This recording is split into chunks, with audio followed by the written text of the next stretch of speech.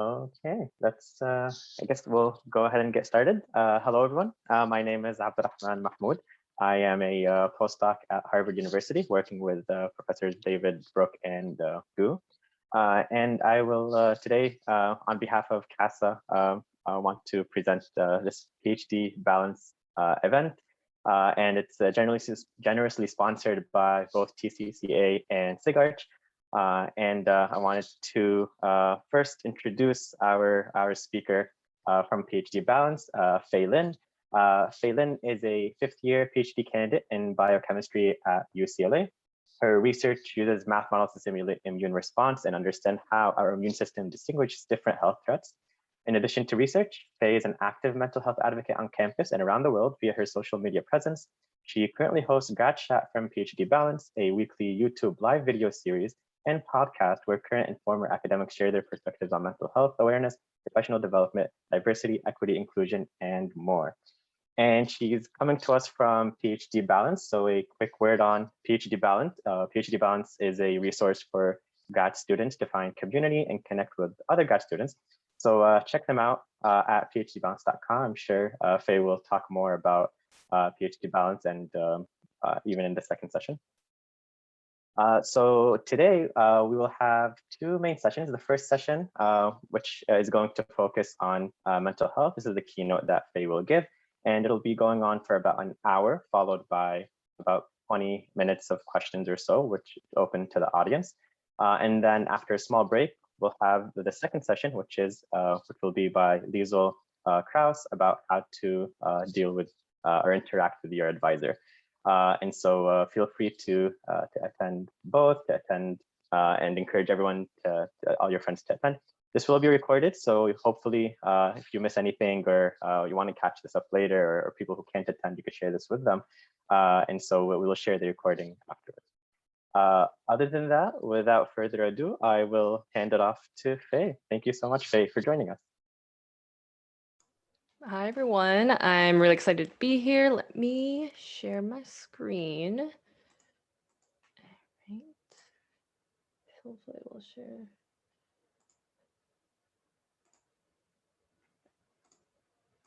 All right, let me know, is this, people see the correct screen?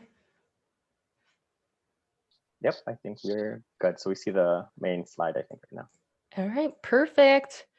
All right, hello everyone. I am so excited to be here today. I first just want to start with this statement from PhD Balance where it says, we want to acknowledge the hate crime of violence against Asian American women in Atlanta on March 16th, 2021. The trend of increased violence is only the most recent and visible manifestation of the damaging racism and injustice against the Asian American and Pacific Islander community. The PhD Balance team stands in solidarity with the Asian American Pacific Islander community, especially during this moment of increased radicalized violence against the AAPI community. PhD Balance is dedicated to improving the lives and experiences of graduate students through sharing experiences and resources. We aim to help shape academia into the inclusive and equitable space it often pretends to be. If you are feeling increased stress due to the news of these hate crimes, please reach out to a professional for help. We all have an obligation to stand up against racism wherever and whenever we find it. Now, I am an Asian American woman, and how this event affects me is impacted by my identity. And I will say it has me feeling unsafe that it's possible for me to be a target of violence simply because of what I look like. So as our country is facing these continued violent acts of hate, please take the time to listen to the communities targeted and not remain silent. So thank you all with that first statement. And with that, I want to welcome everyone to today's mental health keynote. Thank you so much, CASA, for having PhD Balance here today.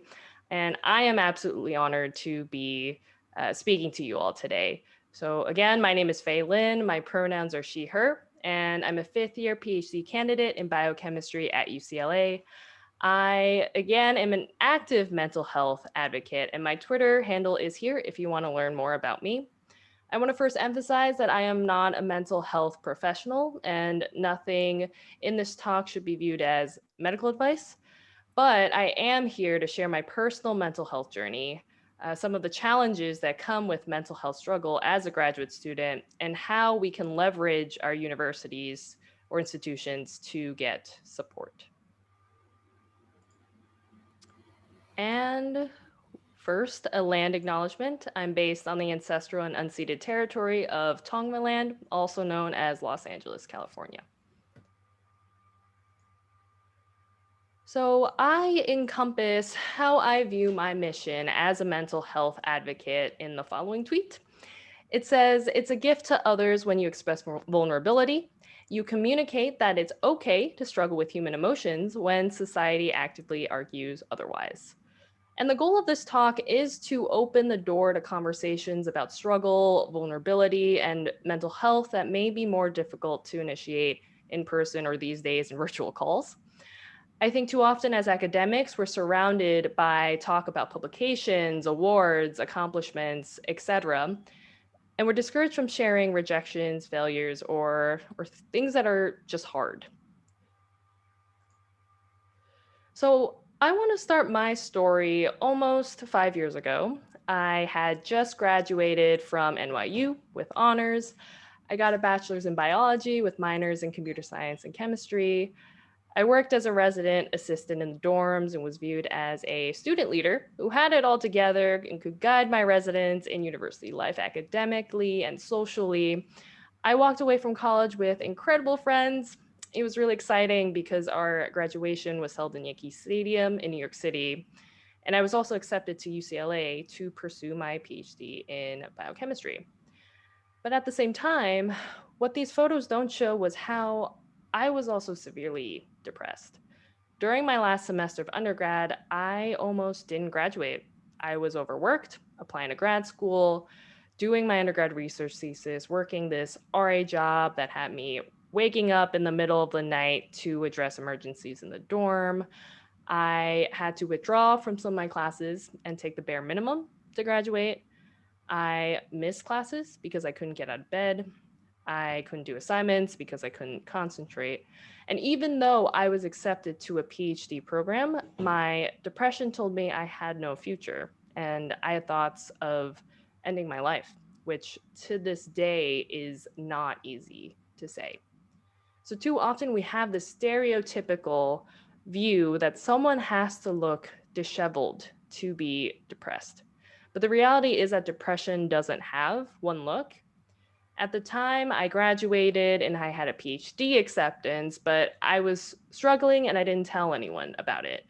I was afraid people wouldn't believe me or would tell me I have nothing to complain about. There was a fear of being invalidated and not seen.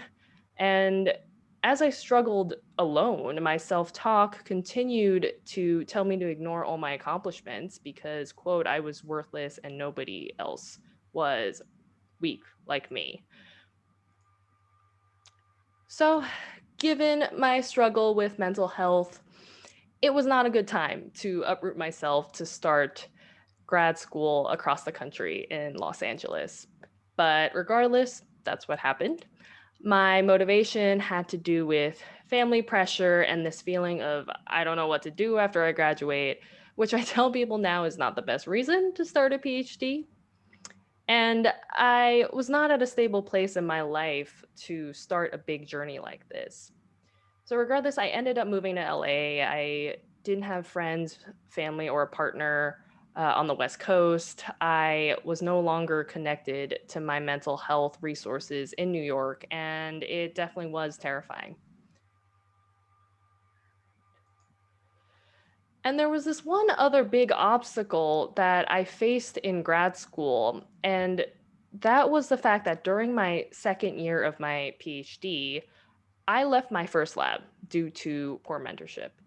Now, I was forced to leave because I was working for an advisor who did not see me as a person.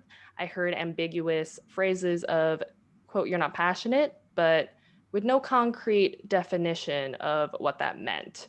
Was this passion supposed to be working 24/7, as implied by the mental health stigma?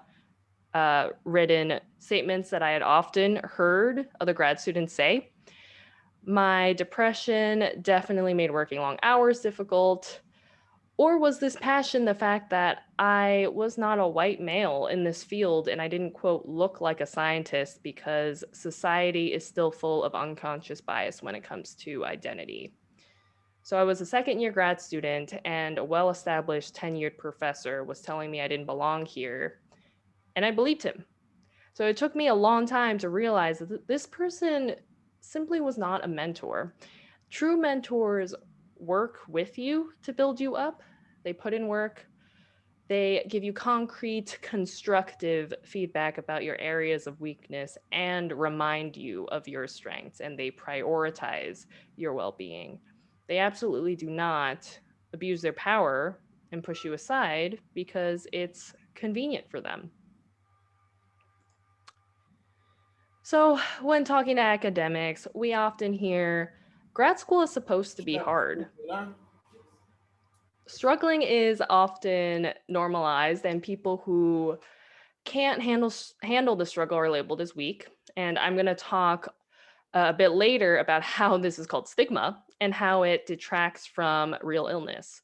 So my struggles were not due to me being weak, but a combination of my own mental health struggle and the lack of support and professionalism at my institution, indicating systemic issues in graduate education and not my abilities as a scientist.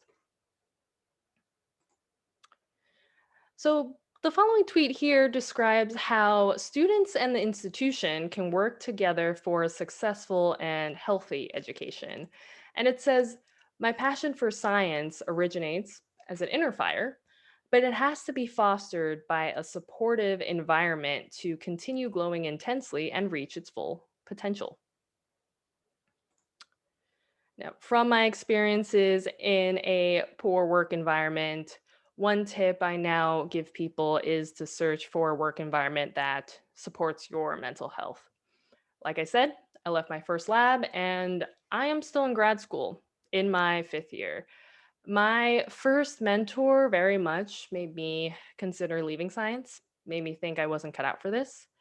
But flash forward to present day, and I am now in a fantastic lab environment with an advisor who is a true mentor, was not only willing to accept me into his lab, but has also supported my goals and wellness and has reminded me that I do belong in science. So, supportive environments are out there.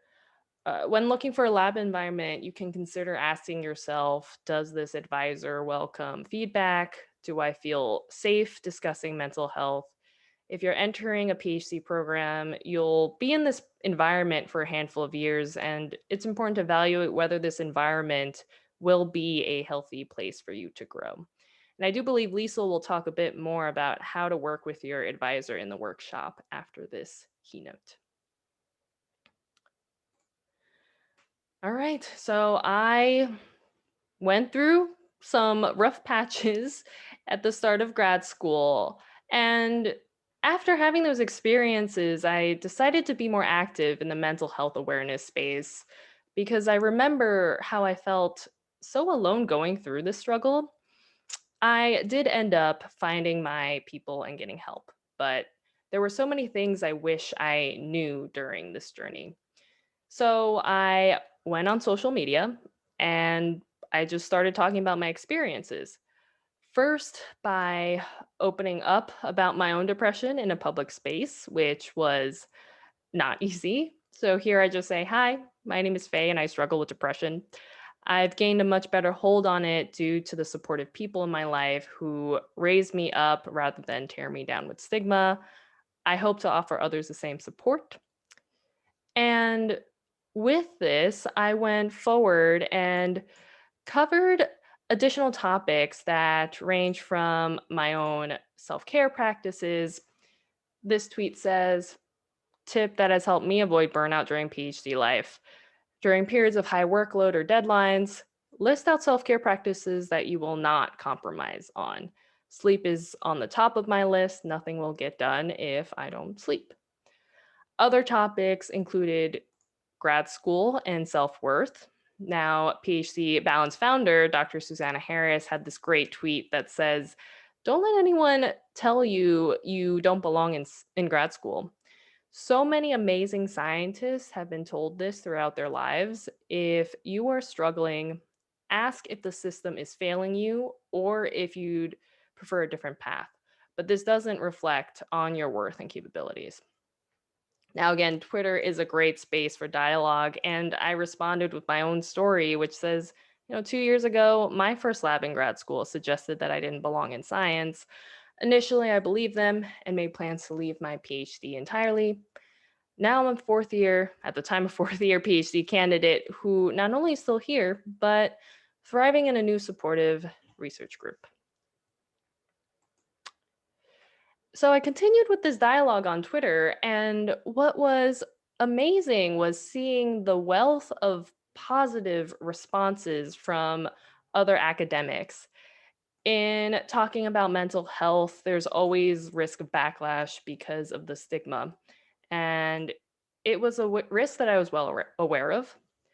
In fact, in my advocacy, I have experienced pushback, but what makes it worthwhile is knowing that there are countless people who benefit from these conversations and definitely make this risk worth it so far in this journey. All right. So after a while of building this Twitter platform, I started to build collaborations with other institutions and organizations for mental health awareness events that have ranged from podcasts, workshops, panels, and seminars. So here are some of the amazing groups that I've worked with who also have emphasized the mental health space. Right. And ultimately, I'm a part of the PhD Balance team. Getting connected with PhD Balance happened when I connected with founder Dr. Susanna Harris on social media, where we both bonded over our mutual passion for mental health. One of our early projects was this live casual conversation streamed on her YouTube channel entitled Ask Me I'm a Grad Student. Why does isolation suck? Which had around 100 people tuning in, which was pretty exciting. And flash forward to present day. Since that time, I've been a full member of the PhD Balance team, where my main project is Grad Chat, a weekly live video series on YouTube, which brings on current and former academics to discuss a wide range of topics, ranging from self advocacy, processing grief, the international student experience, seeking professional mental health help, qualities of a great mentor, diversity, equity, inclusion in STEM, and more. So, Grad Chat is also available as a podcast on your chosen podcast platform.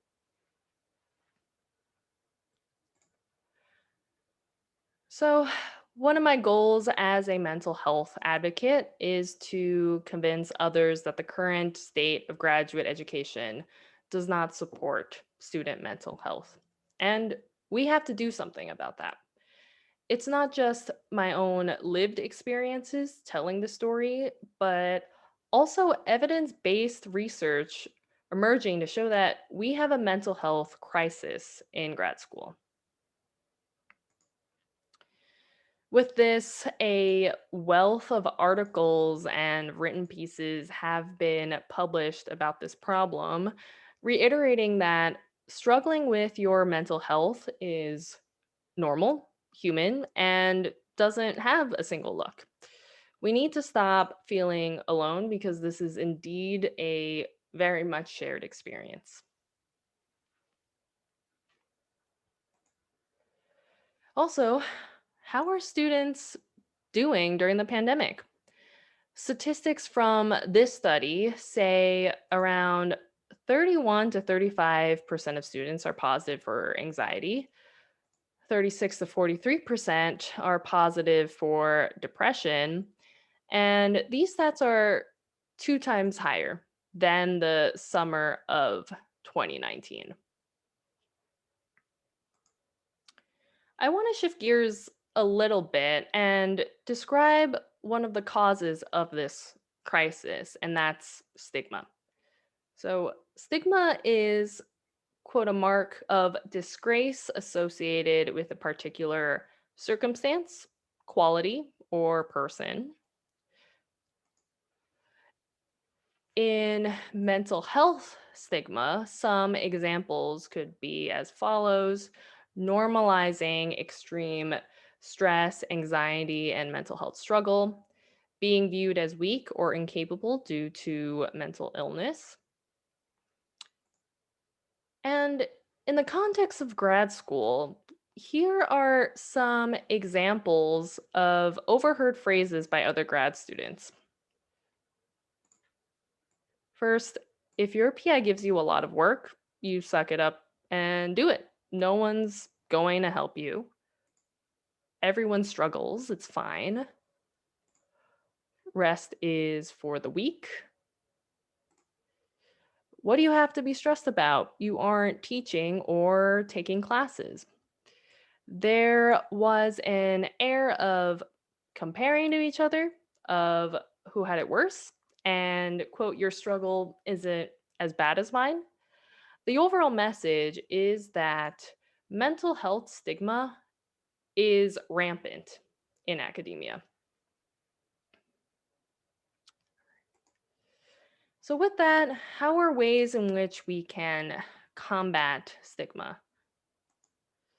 First, we can seek help. So, that can be professional help through our personal relationships or connecting with communities like PhD Balance. Second, don't equate yourself or others with their illness. For example, instead of saying, I'm bipolar, say, I have bipolar disorder. Third, choose your language carefully when describing another person or something not living. For example, do not describe the up and down weather as, quote, bipolar. So, to combat stigma, he, just to give some background on PhD Balance, PhD Balance actually started as the PhD Depression by collecting mental health stories from grad students all over the world.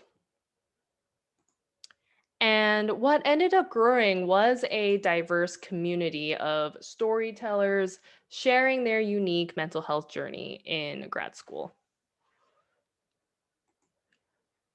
What's really cool is that we have a community from all kinds of different backgrounds and also with varying stories but with similar trends.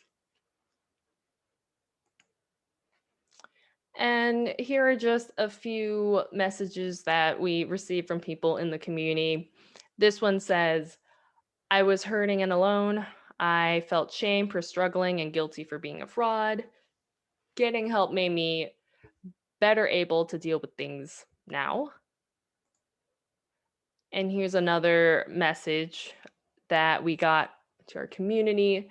Thank you so much for creating this account. I'm starting my dream PhD program in the fall, and I started following this account because I was worried I might not be able to handle the program.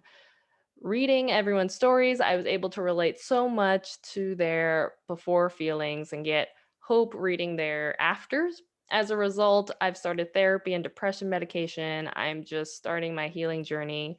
So I don't have anything yet to contribute to this camp, but when I'm a little further along, I would love to share. Meanwhile, reading all the stories makes me feel like I'm part of this community, and it has been so helpful. And with that, just a few of these messages, like I was saying before, makes this advocacy and this work very, very valuable, despite this risk of stigma that comes with opening dialogue. Now, I want to shift gears a little bit about how us as grad students can manage our mental health. And the reality is that it's multifaceted, in which case open dialogue is important, but this is also our private story, where anonymity can be crucial. We have a diverse society, but a system that does not treat everyone equally. Advice and support from people with shared identity and experiences is important for being seen. We want access to resources given in real time by the institution to help with this journey.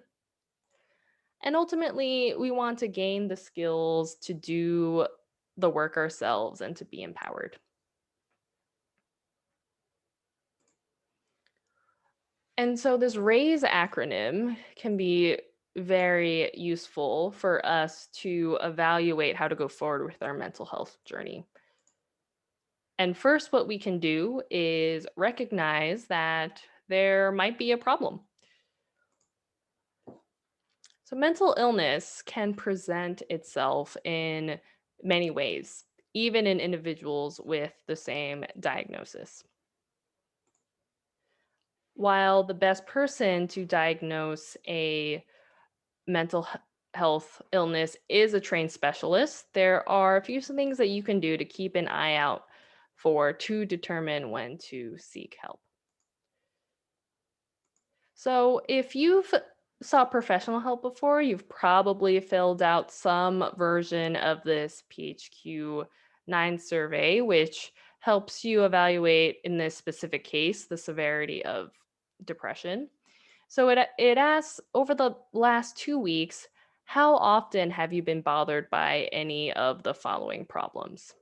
So, some include little interest or pleasure in doing things, feeling down, depressed, or hopeless, trouble falling or staying asleep, or sleeping too much, feeling tired or having little energy, poor appetite or overeating, feeling bad about yourself or that you are a failure or have let yourself or your family down, trouble concentrating on things such as reading the newspaper or watching television, moving or speaking so slowly that other people could have noticed, or the opposite, being so fidgety or restless that you have been moving around a lot more than usual. And this last question is probably one of the hardest to answer. And it says thoughts that you would be better off dead or of hurting yourself in some way. So this question is indeed a very difficult question to look at on a survey. And I speak from personal experience where even when you're promised privacy, it's still hard to share these thoughts. And I speak as a peer when I say that the world is so much better with all of you here. And I am here giving this keynote because I absolutely believe that. I know that managing mental health is not easy, but even in the toughest situations, you have the resilience to make it through, and that there are indeed your people out there who can support you.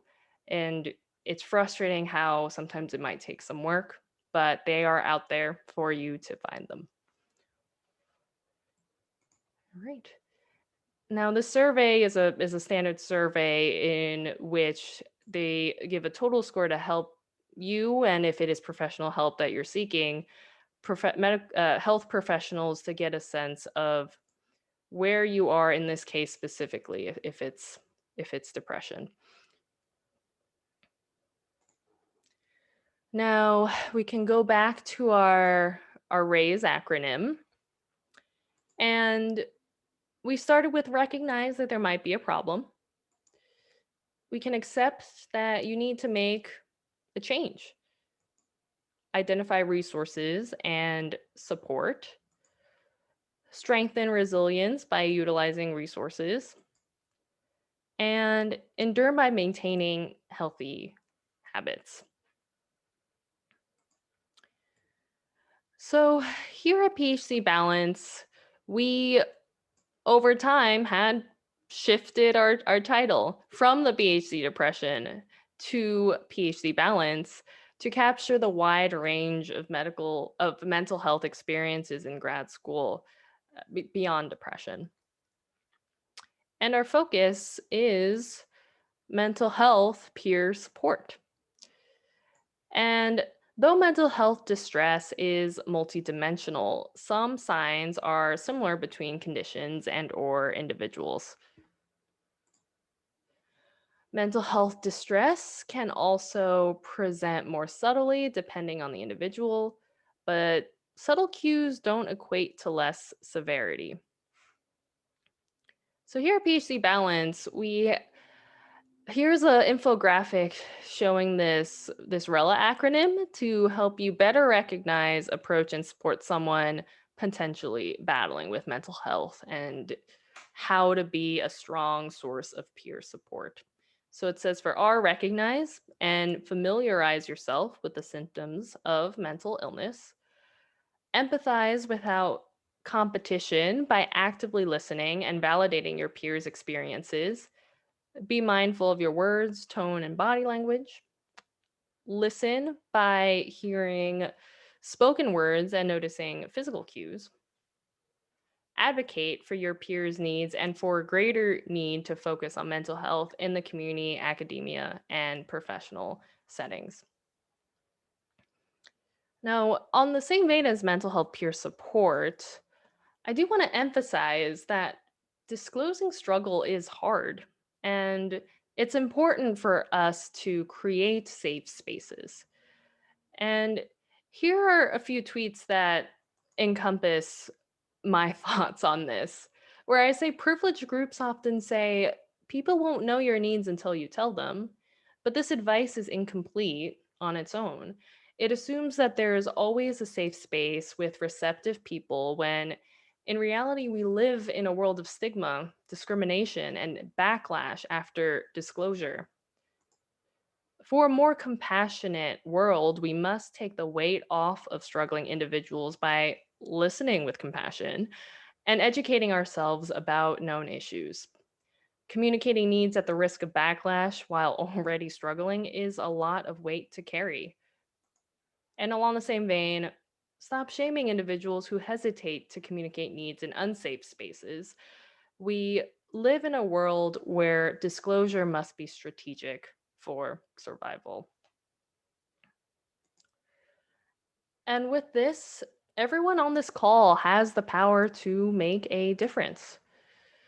We can all grow trust in these efforts, build a supportive community, open the conversation, and change someone's day, year, or life. And I want to spend some time bringing up how we can also leverage your university for support. Now, some of those resources can look like considering starting a peer support group yourself, talking to your graduate student representative about creating, distributing more mental health resources. So that could range from talks, workshops, trainings. Identify groups on campus with mental health focused agendas. Reach out to your campus health services. And noting that your university's disability office can be used for psychological distress in addition to physical disabilities or neurocognitive difficulties. Now, there are definitely, we'll call them obstacles or challenges when seeking out resources in general, and sometimes universities do have their own personal obstacles. But I do remember in my own journey that a lot of these things also didn't occur to me. So it is great to have a list of resources or options that are available to you at your university, with the caveat that there are still systemic issues that can be improved at institutions for sure. Right. Now, the skills you gain in grad school and any experience will help you in your entire life going forward. And grad students want to grow, in which case we want to embrace challenge. And like I said, these problems These problems that we face in our day-to-day are ways in which we can build skills that can stay with us even after grad school. We want to normalize that success and struggle coexist. And keep in mind that your story matters to you and to others. So with that, I do want to wrap up and give ample time for discussion and questions. So I do want to thank CASA for having PhD Balance here, having PhD Balance speak today. And it was absolutely a pleasure to be the person giving this keynote. You can find PhD Balance on our social media, and also our email is listed here, as well as my Twitter handle and contact. But with that, I do want to give ample time for open dialogue and for people to contribute. Thank you so much, Fay, for sharing your story, providing all these resources and giving us the opportunity to have this discussion. So like Fay mentioned, we have a lot of time for question and answer. So please feel free to speak up, share any story you want to discuss, any questions you have for Fay. If you're not comfortable speaking up directly, you could put it into the chat or direct message me, and I could speak on your behalf. Or feel free to talk directly and ask for your question. With that, does anyone have any question that they want to start us off with?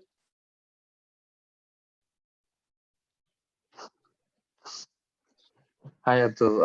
I had a question. Hi, Sure. Faye. Thank you for this talk. I was wondering, like, how to understand more concerns about others, or how to understand whether or not your peers or your colleagues are facing these kind of issues. Yeah, and I will say that I am always actively looking to grow, and I am also imperfect, and I will speak to what has helped me at least through this mental health journey and through, I think, through social media and hearing a lot of these stories from, I mean, some shared experiences. Now, I told an experience of, my own of depression, right? But mental health has a wide range of different experiences that people go through. So I think one of the most valuable things was, I'm going to cite social media as the space because it's where I've learned a lot from other people sharing their own stories, if it is depression or maybe other types of mental illness, or maybe aspects of how their specific identity has influenced how they've gone through grad school, or some of the microaggressions or discriminatory things that they've faced that because I have my identity, don't personally experience. So I think it just goes to this theme of taking the time to listen, maybe not center yourself. I mean, as the person who has been on the side of needing, if it is emotional support or validation, or that was the type of support that would have helped me at the time, I think speaking from that perspective, it's nice to have someone to stop and listen and recognize that they are not in your shoes. Hear out what they have to say. And it's just amazing how many people don't listen, or especially in these other spaces of diversity, equity, inclusion, where people try to say, but we've already done all of these XYZ things. Or if it's in mental health, we already tried to challenge stigma by doing this, and that isn't listening. We need to recognize that there are concerns, there's space to grow. Instead of centering ourselves, let's listen to people who are speaking and potentially being very courageous for being vulnerable. Thanks, that really helps. Thank you so much for the question and for Fay for elaborating. Does anyone else want to ask a question? I have a question about something you mentioned, Fay. So you discussed that disclosure is strategic. Can you talk a little bit more about that and what you mean and how to strategize, I guess, in kind of in that venue? Yeah. So I guess I want to say first, I think it's really frustrating to need to be strategic when this is super important basic support that I think oftentimes we're asking for, but we don't get. But because of this, mental health stigma that we've discussed, there is this risk of, if it's professional backlash or people viewing you differently or not qualified for a job in that sort of context. So I think the example I can think of about being strategic is, I mentioned I am fortunate to really enjoy my current lab environment. And I think that involves some strategy in deciding in the beginning whether to join. So that meant maybe, and I'm sure Lisa will talk a bit more about these more advisor specific things. But for me, that meant, well, mental health is really important to me. Is this a space where I can talk about my mental health, and maybe having more direct conversations with a potential advisor about that in whatever you want to share? And maybe that might be first vetting the person too, to see if, what is their attitudes on mental health. Is it safe for me to disclose this certain amount of stuff? And I think even in those conversations, I think what they don't say is also very informative. If they say the wrong thing, you kind of know if this is going to be a space where you are going to be comfortable being who you are. Right. So I think strategic, and whenever I, even now, I think as a more a public person talking about this stuff, my definition of strategy might have shifted a bit, but definitely when it comes to being in a professional space, getting a sense of their attitudes on mental health. And that can inform you on your boundaries if you want to stay in that space or how much you want to disclose. And recognizing that is frustrating that you have to, if it's censor yourself, which I've definitely had to do for the sake of just surviving in a system. Again, it's frustrating. But while we are in these systems, it's important to know how to navigate them and go forward with them. So I do want to emphasize it. It's so frustrating that strategy is even needed. Yeah, that's part of the game, I guess, unfortunately. Yeah, thank you so much, Faye. Anyone else have a question they would like to go ahead and ask? Yeah, we have a couple. Maybe I can ask a question. Go ahead. Yeah, feel free. Hi, thanks very much for the talk, first of all. My name is Nishil. I'm from the University of Michigan. So I attended this particular talk because I think I'm trying to help out a friend, right? So I'm trying to wonder, how to strike the right balance between, letting them open up and talk about their problems, right? Like on the one hand, I want to hear them talking about it and try to, help any way possible. But on the other hand, I don't want to smother somebody, right? Like by asking too much, right? So how do you have any thoughts on how to strike a balance in this situation? Yeah. And I guess I also want to reiterate, I'm going to be speaking from my own personal experiences, and again, not a mental health professional, to reiterate that. But I've definitely been in similar positions on how to strike that balance. And I think it is important to, one, realize that it's hard to help people who don't want to be helped. Like, one, that's for your own self-care, and two, for a productive support journey, it is important for the other person to take that step as well.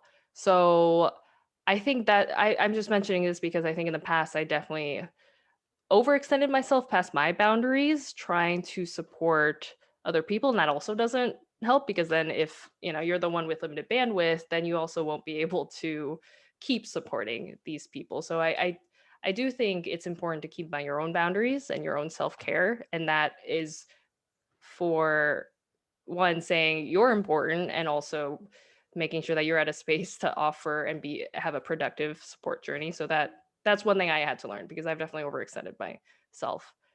And I think too, also, it goes back to this listening aspect. And I think it's also very situation dependent, I'm sure. One resource I realized as well as I was going through this mental health work is that if you're connected with an institution, you can also ask the uh, health professionals at the institution, just like, I think they might have a number or a hotline, say, this is my situation and I'm not sure what to do. I want to support my friend. That's also one resource that I've used when in college when I was an RA. They actually made sure we knew all of these resources. But I think having that helped a lot because it is so situation dependent uh, as well. And it is amazing to be concerned for other people. And I think what I realized from my experiences was that it is important to just reflect on myself, what I can give, so that I'm not overextending myself, and also making sure that I can continue to help people in whatever way that might look like. But I feel like a lot of people don't realize, at least in the institutions that I've been in, it's a great resource to ask the health professionals about, how to approach certain situations. Yeah, following up on that, on how much degrees of uh, interference that you should have as a peer member. I believe that like to even get that started, you have to start sharing your story first, right? And a major bottleneck that I feel here is that we as grad students believe into that narrative that we are supposed to do this. We are supposed to act like slaves, or we are supposed to not to complain, right? That's kind of built into our story, and and uh, we ourselves might not feel like this is something wrong, or we should probably need help. We should probably ask for help. So these kind of from that perspective, these kind of talks like the one that we are on right now really helps, like pointing out to that this is wrong. We should ask for more. So what do you think that from university perspective or from the perspective of an advisor, what can they do to open up these questions? So it sounds like the question is, how can universities do better? Maybe that's a very like broad way to put it, but Yeah. uh, okay. Yeah, because I think if I were to restate what I heard, it sounds like there is a lot of, I mean, I'm a grad student too, right? There's a lot of responsibility on ourselves to be in systems that don't support us, and that is all the weight on us. And I think I this ties into this topic that I constantly talk about, where sometimes universities are like, have you tried yoga? I've had someone tell me massage my scalp, and I'm like, this is a pandemic. What is I don't think that it's going to help that much. I mean, thanks for your suggestion, but it's very limited. I think there are very much systemic issues that need to be addressed. When for grad students, I think in these slides I didn't outline them as much, but for example, power dynamics between advisor and students, where, like I said, I left my first lab because it was just a poor environment, and I was fortunate that I was able to switch and into a more supportive environment. But there are a lot of times when switching is difficult. I mean, at the time I definitely felt it was difficult, and it logistically difficult, and then I felt like maybe there's some stigma to it, etc., and a lot of things just beyond my control that made it a difficult situation. So I think change is slow, unfortunately, but I think if the overall question is, what can universities do better, I think what I found is having faculty allies, so people who are in the higher end of that power dynamic, whose voices might be a bit more powerful. Unfortunately, as a grad student, it is so frustrating that our voices don't have as much power. But I think I've also talked to incredible faculty who also work to make change happen. So I think that's one like tangible step, is to connect with faculty vet them a bit to see if they're, really your people.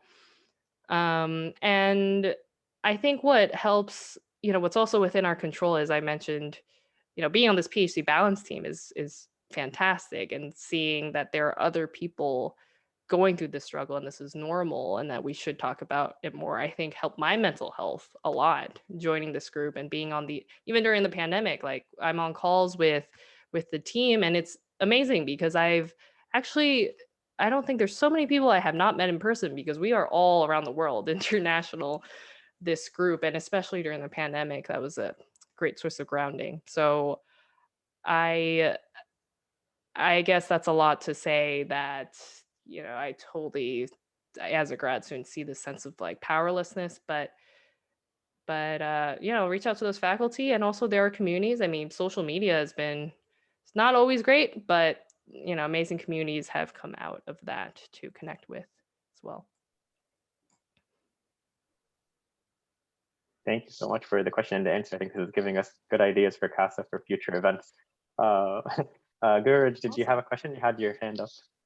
Yes. I firstly wanted to thank Fay for sharing your experience with grappling with mental health issues. I think that's very, very helpful.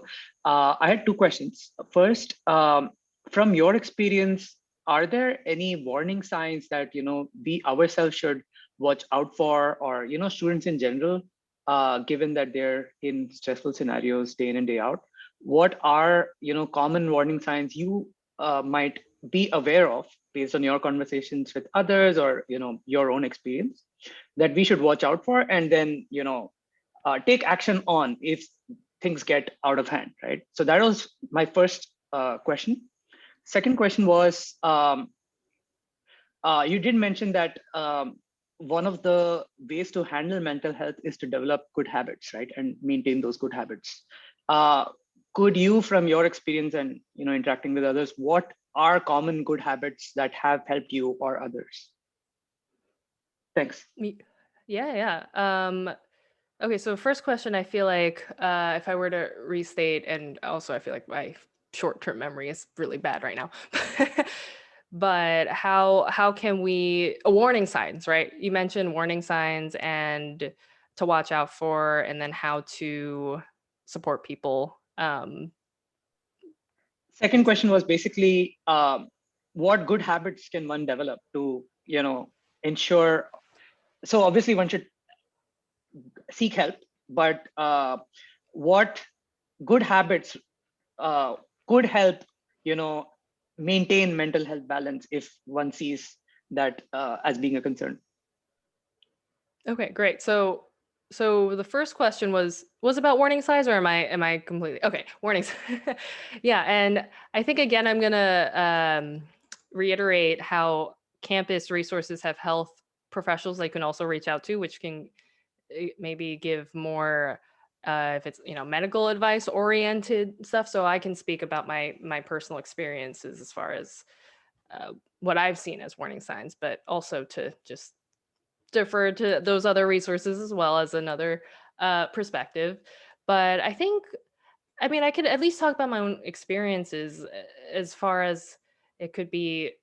For me, it was withdrawing from social events, or just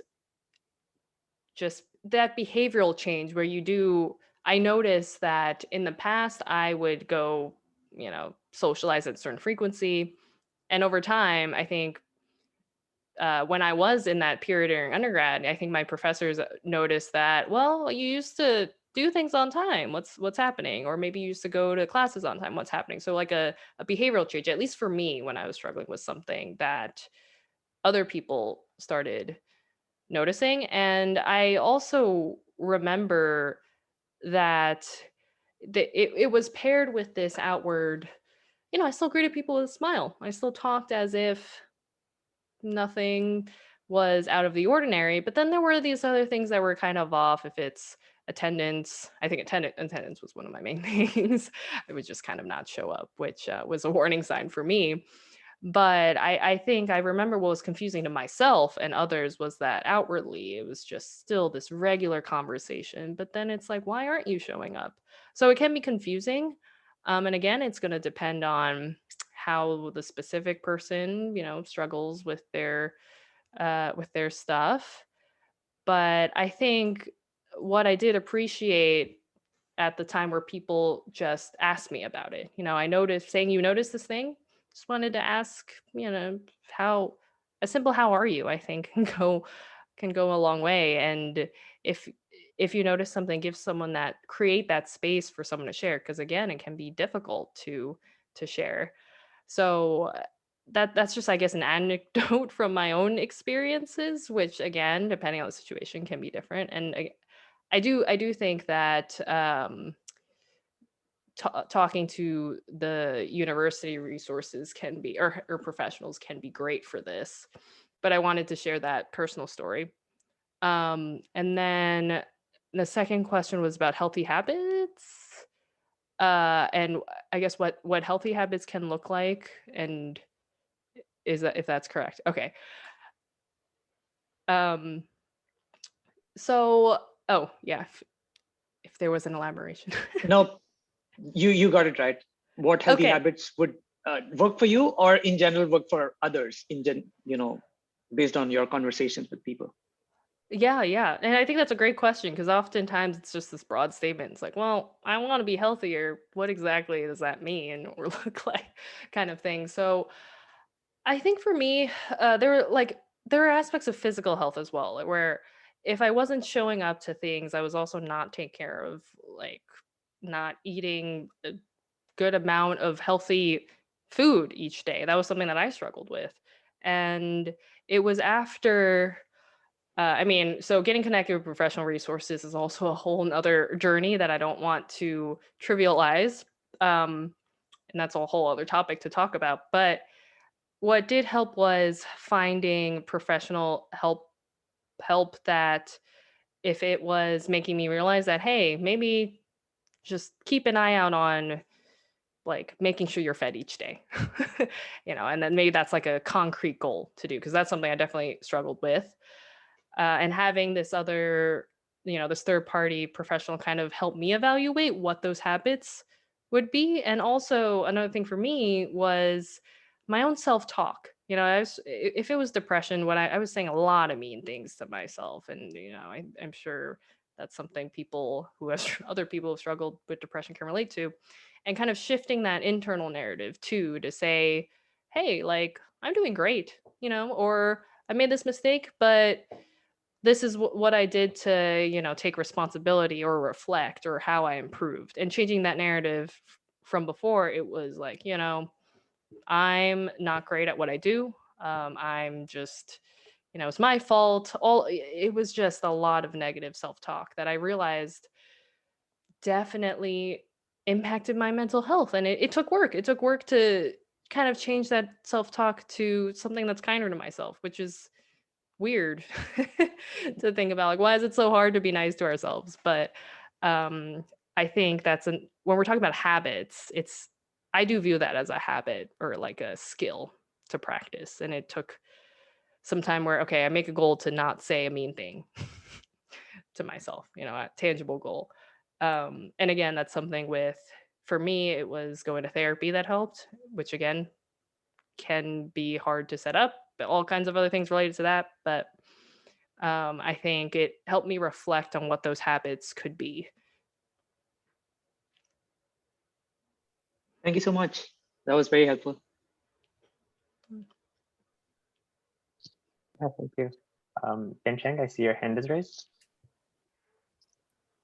Yeah, thanks. And thank you, Fay, for the fantastic talk. So I'm Tianchen from Rice University and also a member of CASA. And yeah, definitely thank you again for the great talk. So previously, we definitely talked a lot about how to cope with toxic environments, like when your advisor is bullying you, is abusing people. But how do you suggest us to cope with like peer pressure, especially when no one was meaning to hurt anybody, but you definitely get that kind of pressure when other people, or especially when your close friends are doing very well, while you're in a low sort of status. So how do you suggest us to cope with that kind of feelings? Yeah, no, I think I struggled with this a lot in the beginning of grad school because I mean, I think I list out some statements that were said where people were saying, you're not even teaching or taking classes. So what do you have to struggle with? Meaning like, well, I'm doing all these things, haha, and I'm fine, right? So definitely I relate to that a lot. And I think what helped me was, I mean, ultimately, I think you are restricted in sometimes if you're working in the same field or the same lab, like you're restricted in how often you have to come across certain people. So that's definitely restriction.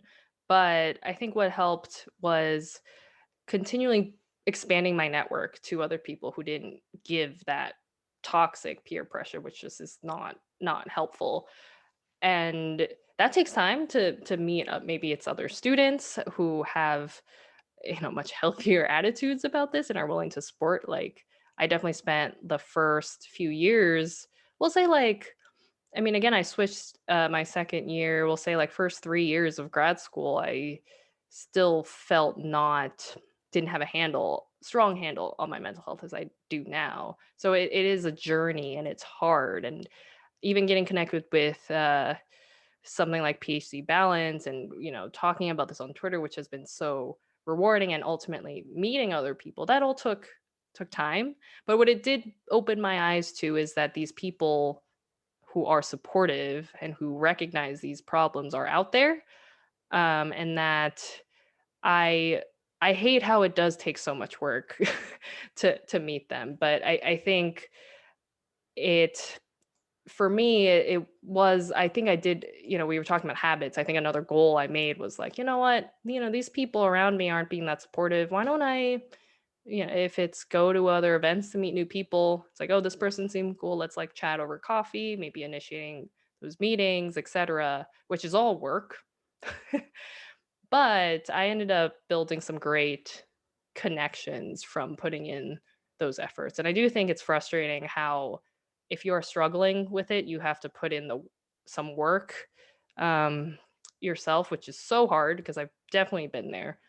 But I mean, I think there's also this message of like, there is definitely great people, which can be empowering. And yeah, I mean, everyone, like I said, everyone's really resilient, and you can definitely find those people or support yourself and kind of normalize that the journey's tough, but everyone is so amazingly great. Right. Thank you. Yeah, thank you so much. If we have time for another 1 or 2 more questions, anyone wants to unmute themselves and talk or send me a message. And while you gather your thoughts for your next question, I would like to say that after we're trying to have a safe space for people to voice any of their issues, and we also have the CARES community level support here and as computer architecture, which is a recent effort, and we should totally take advantage of that. And of course, for everyone to check out phdbalance.com, grad chat, and all these resources that are available to us. So I think this is a good time to have some shameless advertisement for all these resources. So yeah, so anyone want to ask another question? I have one more question. Okay, I'm curious, do you know if there's any research that relates to mental health in grad school specifically, just because of the way grad school is set up, like the apprenticeship model of just like a professor teaching a student kind of how to do research, and just that academia is full of so many rejections and all this. Have you heard of any research that goes into trying to figure out if there's a correlation between just the way people get a PhD and mental health? I'm curious to know. Yeah, I think they're definitely out there. Liesl might be able to give a better answer because her research actually focuses on student mental health, and she's Oh, really? Uh-huh. yeah. So I imagine she's more caught up on we'll say like Gotcha. if it's the literature and the more academic research, but it's definitely out. I was actually surprised to know that there is academic research. I mean, I shouldn't say surprised, but I think it was nice to be open to that world of academic research related to this, because it happens. And also sometimes when talking to scientists, I think they respond to academic research, but not other forms that are a bit more vulnerable. But it's definitely, I would say I've definitely seen like papers and publications, and maybe Liesl could give a better idea of the field, but it's out there. Yeah. That's good to know. Yeah, I definitely carry that question over.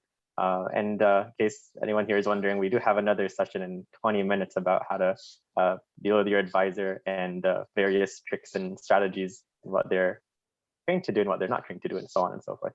So do definitely stick around. So I think anyone have any final questions for Fay before we thank her for such an amazing keynote and discussion today?